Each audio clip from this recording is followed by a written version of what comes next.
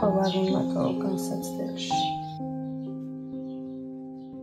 21 წლის მარიამის დღე ცრემლიანი ლოცვებით იწყება. შობიარობის შემდეგ მის სხეულში გაჩენილი კენჭი ნაღლის სადინარშია გაჭედილი და ჯოჯოხეთურ ტკივილებს აყენებს. მის გვერდით პატარა გაბრიელის ტირის. წარმოიდგინეთ რა ძნელია, როცა დედა თავისი პირუშოს ხელში აყვანასაც ვერ ახერხებს. პატარა ანგელოზი ჯერ კიდევ არ იცნობს დედის ბედნიერ თვალებს. ოჯახს საარსებო საშუალებაც არ გააჩნია და უკიდურეს სიღატაკეში ცხოვრობს. როცა ტკივილები მაქვს, გრძნობს ჩემი შვილიც, ყოველ წამს ტირი ვერ ამყავს ხელში, ვერ ვაჩერებ. გვინდოდა რომ ბედნიერი ოჯახი გქონოდა, არაფერი მტკნოდა, არ ყოფილიყავით ცუდად და ყოფილიყავით ჯანმრთელი ჩემს მეუღლესთან და ბავშვთან ერთად.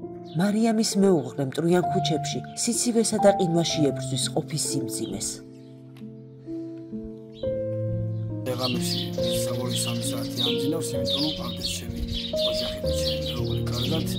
ჩემს მეუღლეს უსტკივა ეს ყველაფერი აისახება ჩემს შვილზეც, ტირის, ჩემს სამი თვის შვილს მინდა რომ ყავდეს ჯანმრთელი დედა. მარიამს აღარ დარჩა დრო. მას სასწრაფოდ სჭირდება მკურნალობა. მეგობრებო, ნუ ჩავუვლით ამ ტკივილს გულგრილად. ნუ დავტოვებთ ოჯახს ამ ხელა უბედურებასთან მარტო. გადაარჩინეთ მარიამი, გადაურჩინეთ პატარა გაბრიელს დედა, რომელსაც ასე უნდა სიცოცხლე.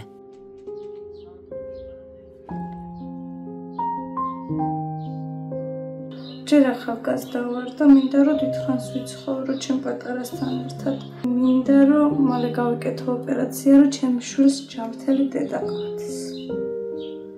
და არ მინდა ჩემი შვილი რაოდენობით დარჩეს.